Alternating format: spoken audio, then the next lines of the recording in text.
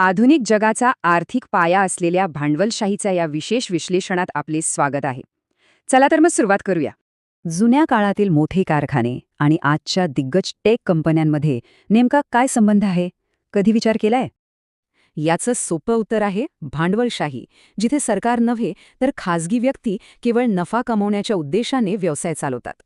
पण ही व्यवस्था एका रात्रीत उभी राहिली नाही. हजारो वर्षांच्या व्यापारातून आणि औद्योगिक क्रांतीतून ती आज इथवर पोचलीय. आता हे पहा, मुक्त बाजारपेठेचे पुरस्कर्ते ॲडम स्मिथ आणि त्याचे सर्वात मोठे टीकाकार कार्ल मार्क्स यांच्यातला हा रंजक विरोधाभास. मुळात ही पूर्ण व्यवस्था खाजगी मालमत्ता, व्यवसायाचं स्वातंत्र्य आणि ग्राहकांच्या पसंतीवर अगदी घड्याळाच्या काट्यासारखी अचूक चालते. आणि याच व्यवस्थेत किमती ठरतात कशा? अगदी सोपं आहे. जेव्हा एखाद्या गोष्टीची मागणी तिच्या पुरवठ्यापेक्षा वाढते तेव्हा किमती वाढतात. आता प्रश्न पडतो की जगभरात सगळीकडे हीच पद्धत अगदी तंतोतंत ह्याच स्वरूपात वापरली जाते का? मुळीच नाही. लेसे फेअर प्रकारात बाजाराला संपूर्ण स्वातंत्र्य असतं आणि सरकारी हस्तक्षेप शून्य असतो. पण ह्यात असमानता वाढू शकते. दुसरीकडे आहे कल्याणकारी भांडवलशाही. इथे मुक्त बाजारपेठ असतेच, पण सरकार शिक्षण आणि आरोग्यासारख्या मूलभूत सुविधांची भक्कम हमी देतं. आणि राज्य भांडवलशाहीमध्ये चित्र वेगळं असतं. इथे बाजारात नफा मिळवण्याची स्पर्धा असली तरी मुख्य उद्योगांवर थेट सरकारचं नियंत्रण असतं.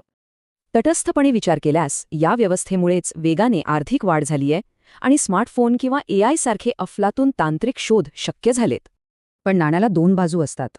यामुळेच समाजात मोठी आर्थिक विषमता, पर्यावरणाची प्रचंड हानी आणि 2008 सारखी मोठी आर्थिक संकटेही येतात.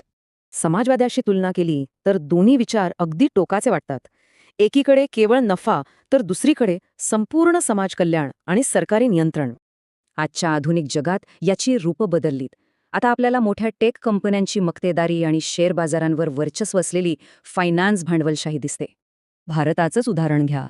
1991 मध्ये आपणही जुने नियम बाजूला सारून खाजगीकरण आणि वेगाने वाढणाऱ्या जागतिकीकरणाचा मार्ग स्वीकारला. यातून एकच मोठा निष्कर्ष निघतो. तो म्हणजे आजच्या जगात 100% शुद्ध आणि निर्बंध नसलेली भांडवलशाही कुठेच अस्तित्वात नाहीये. आज बहुतांश देश मिश्र अर्थव्यवस्था वापरतात.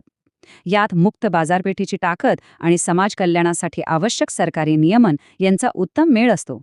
पण आता AI आणि डिजिटल युगाच्या उंबरठ्यावर ही व्यवस्था भविष्यातील नवीन आव्हानांना कशी सामोरी जाईल, हा विचार करण्यासारखा प्रश्न आहे.